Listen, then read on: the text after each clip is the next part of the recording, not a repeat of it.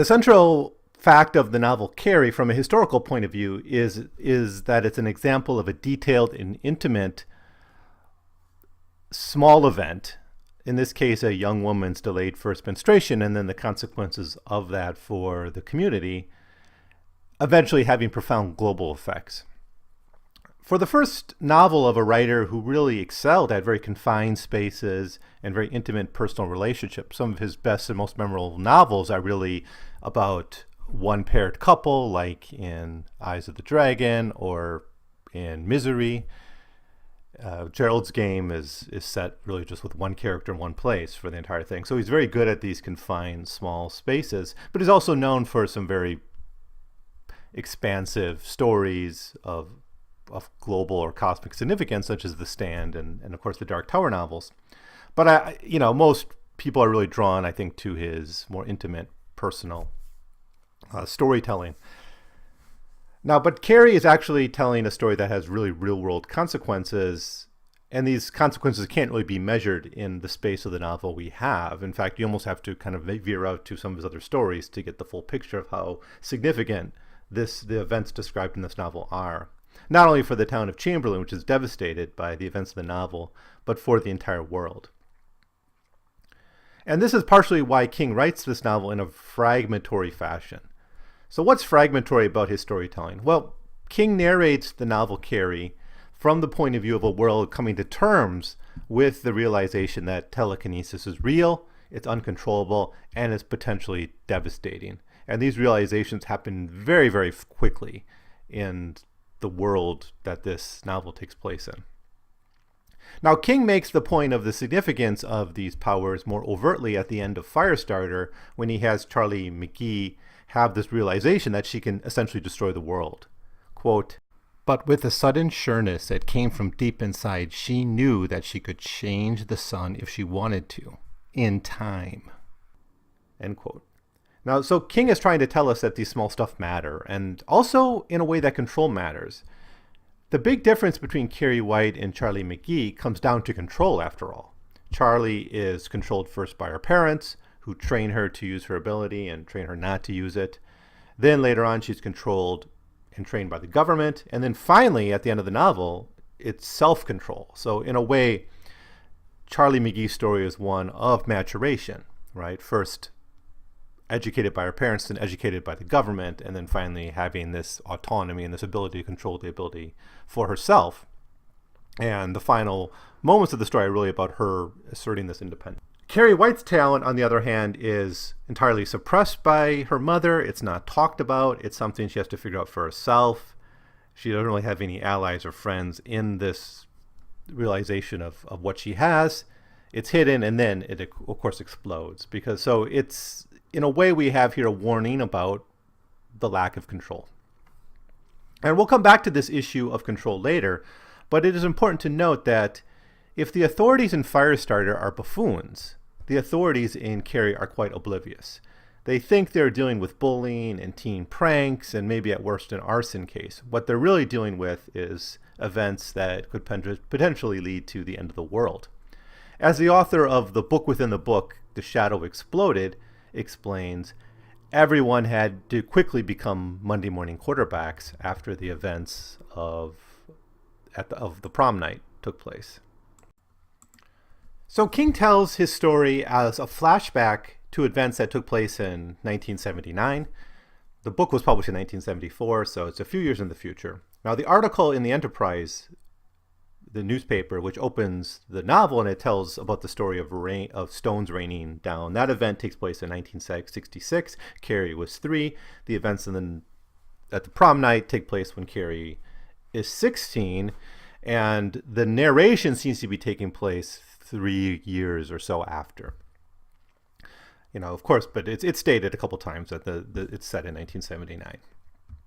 So the scholarship about what comes to be known as the case of Carrietta White are published not long after, and it's all pretty quick for kind of academic research. Now, some of the accounts are sensationalist and immediate, some is really journalism, and then there are some more academic accounts that come a little bit later. So King has actually put some thought into when these works were published in the narration he gives. Now, the most important of these are first The Shadow Exploded, published in 1981 by a man named Congress. David R. Congress is his name. And this is really the academic text that came out after a couple years. Susan Snell calls it the only half-decent book written on the subject. Other books we have is Carrie, The Black Dawn of TK, published in 1980, which seems to be a more sensationalist, popular account. We have We Survived the Black Prom, published in 1980, which is basically the memoirs of the people who survived prom night. In 1980 is also published Black Prom, The White Commission Report. We have an article called The Legacy of TK, Scorched Earth and Scorched Hearts, which actually came out in September of 1979. That's a newspaper article just a few months after prom night. In 1981, in a science yearbook entry, we have an entry, Telekinesis, Analysis, and Aftermath, which seems to be a new entry into the scientific yearbook book establishing the scientific facts behind telekinesis, because up to that point it would have been just deemed magic or the paranormal or the occult or whatever, but now it's in a scientific account. The latest book we have access to is My Name is Susan Snell, 1986. And I guess this could give us a rough idea of when the narration is taking place. We have a couple works that aren't dated, and neither of them need to have been published after the Carrie White incident. One is called Telekinesis, A Wild Talent Revisited. No date, and there's no reason this could not have predated the Carrie White incident. And then we have Olage's Dictionary of Psychic Phenomenon. This is also undated and also possibly written before the Carrie White incident. We're also given other small documents, basically ephemera, graffiti attacking Carrie White. None of this really has dates, but some of it's from the 1960s because it's in a grade school classroom. Some is from high school, and another is from after the incident. So these are the documents that frame the text. So the way the book is constructed, if you haven't read it, and you really should if you haven't, but it's just, you have accounts from the character's point of view as it's lived, and then it's interspersed with these selections from these various texts, the most important of which is The Shadow Exploded as the most academic text. And that's really where my analysis is going to focus. Now we can assume other works, such as Susan Snell suggests, because she says The Shadow Exploded is the only really good one.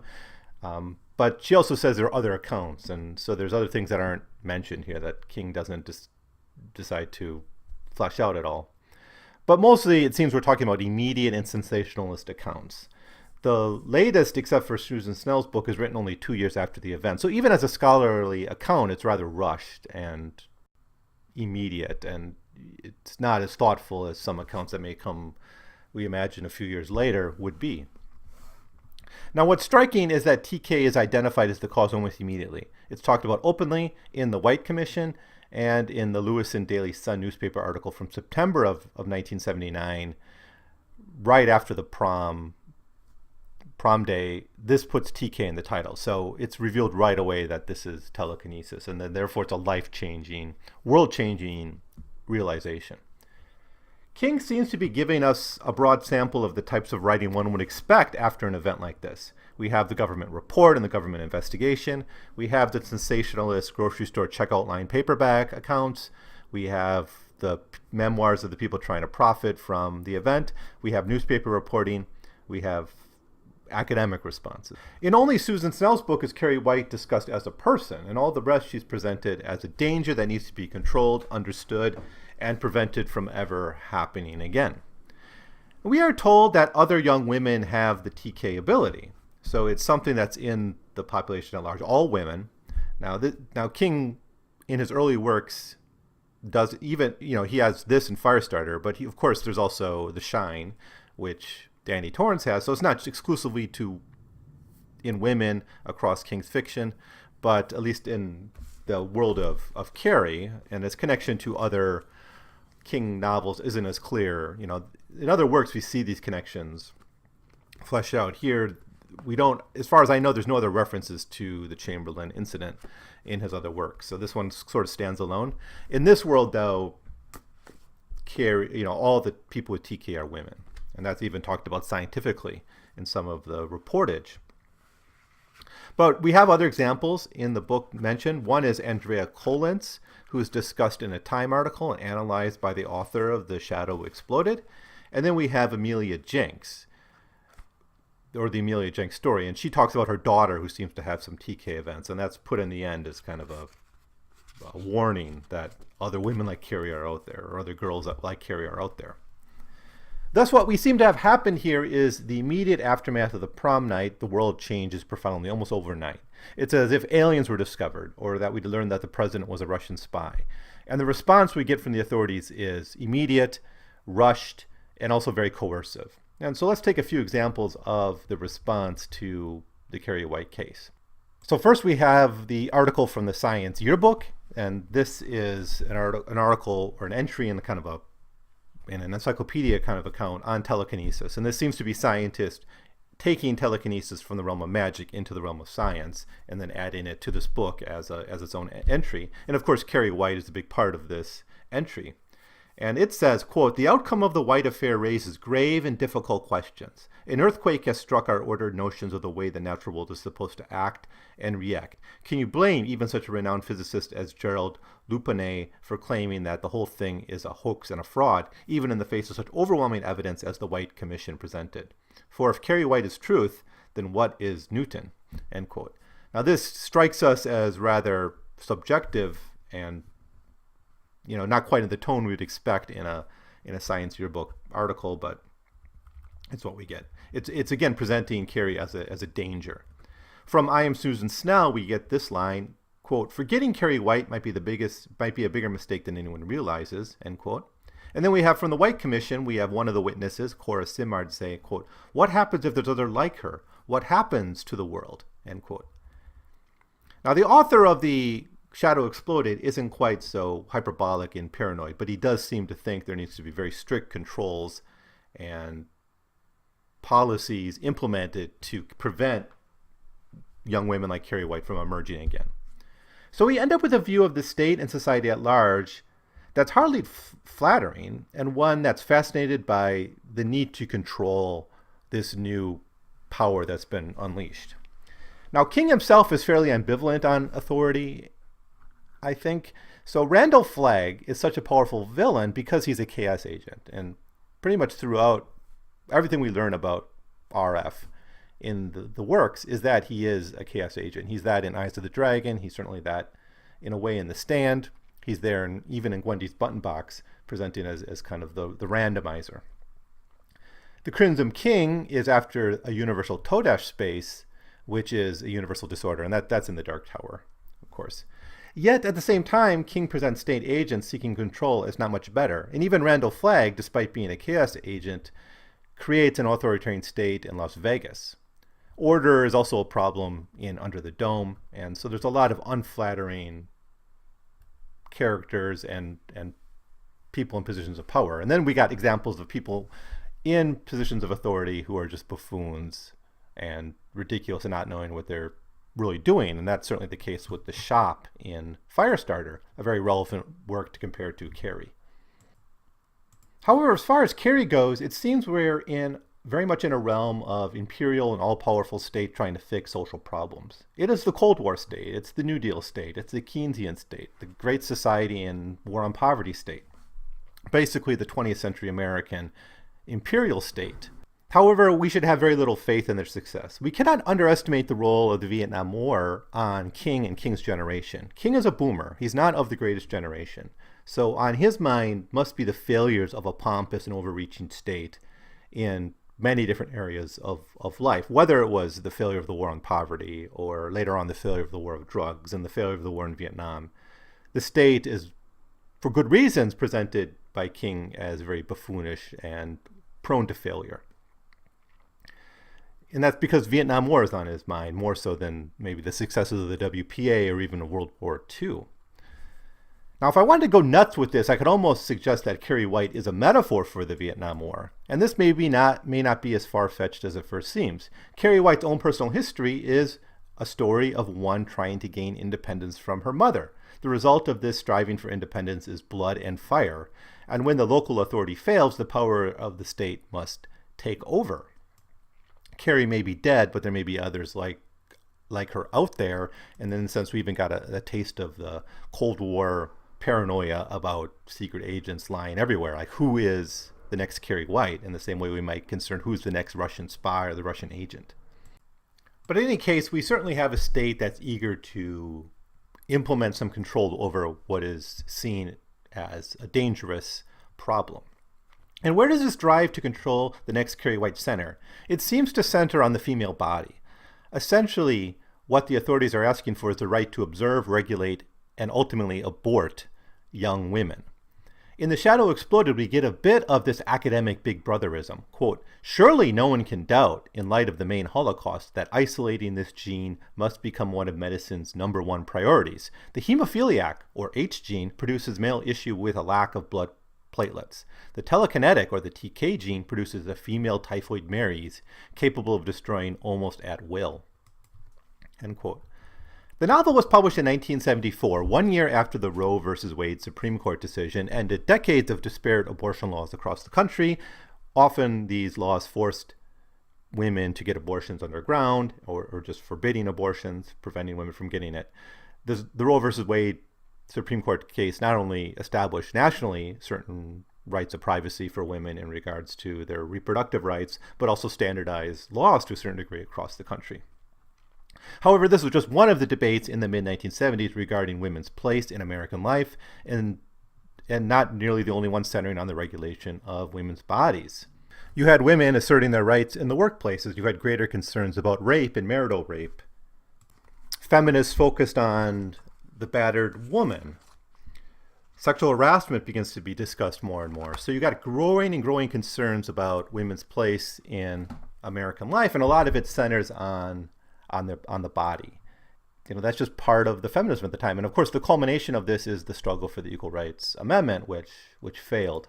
Now, from very early in the novel, we are given images of men discussing the sexual maturation, the reproductive lives, and the sexuality of women who have recently died. Their search for clues about the minutiae of, for instance, Margaret White, Carrie's mother's sex life, is almost lurid, although it's presented in academic ease. If The Shadow Exploded is supposed to be the most academic of these texts that emerged in the aftermath of the Carrie White case, it does not shy away from sensationalist speculation, at least when it comes to women's bodies. In fact, a huge part of the academic scholarship we are given on Carrietta White is little more than voyeurism presented as necessary research. The author of The Shadow Exploded wrote, quote, perhaps a complete study of Carrie's mother will be undertaken someday when the subject of Carrie herself becomes more academic. I myself might attempt it, if only to gain access to the Brigham family tree. It might be extremely interesting to know what odd occurrences one might come across 2 or 3 generations back, end quote. It's hard to read this and not think of the kind of eugenics studies of the 1920s, where scientists and sociologists would study family trees to try to dig out the origins of criminal behavior or certain genetic defects or limitations. And of course, all of this fed into eugenics. And of course, isn't that where this is ending up? If the goal is ultimately the prevention of another Carrie, how do you get there without some form of eugenics and regulation of women's reproductive lives?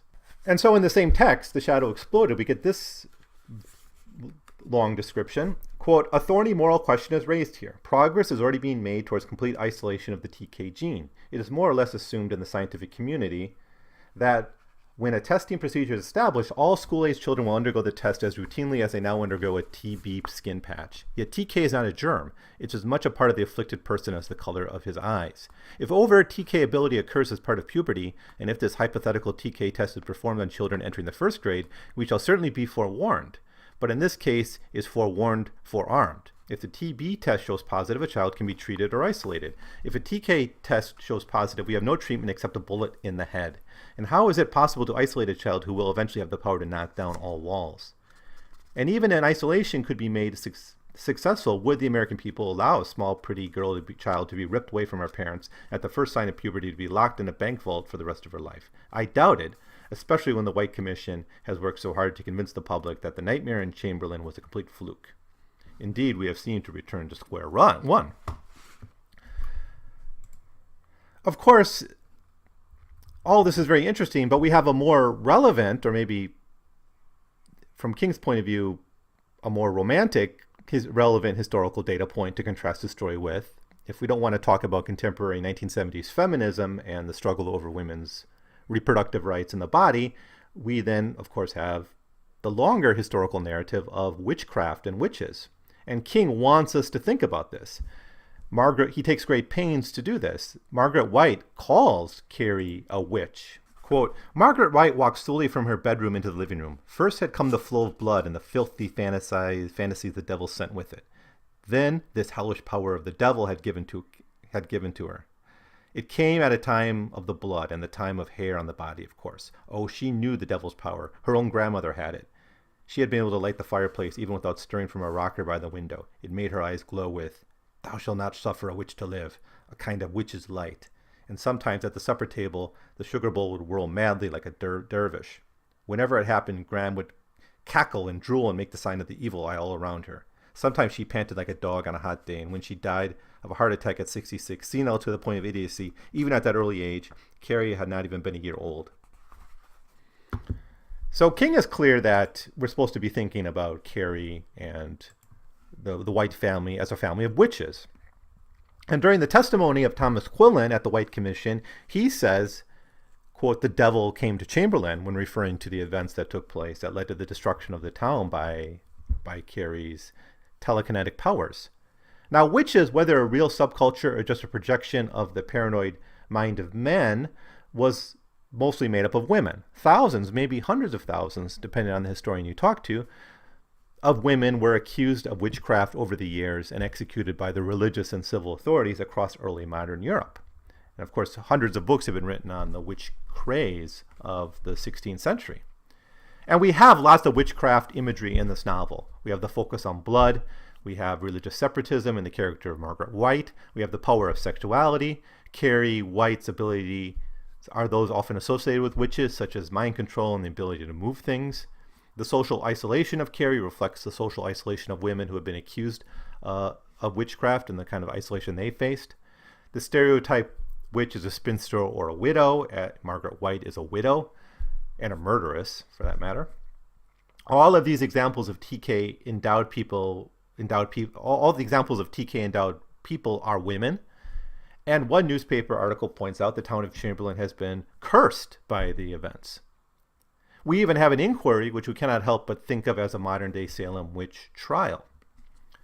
So we have in Carrie a local event that has immediate and far-reaching historical consequences, leading back all the way to the early modern period and to the witch craze of those years. Now, there's a wonderful book, and of course King didn't read this, at least not when he wrote Carrie, because it was written much later. It's called Cultures of Darkness, Night Travels and the Histories of Transgression from Medieval to Modern by historian Brian D. Palmer. And it's a book that looks at many different subcultures throughout history, especially subcultures associated with night. So he looks at jazz culture, he looks at gangsters, he looks at carnival, he looks at devil worship, anarchists, and then just kind of pirates, maroons, even some social history of the night, like the pub and the saloon. And one of his opening chapters is called Blood, Bread, and Blasphemy. And this is part of a kind of a 2-chapter series he gives that really boils down to his analysis of witchcraft.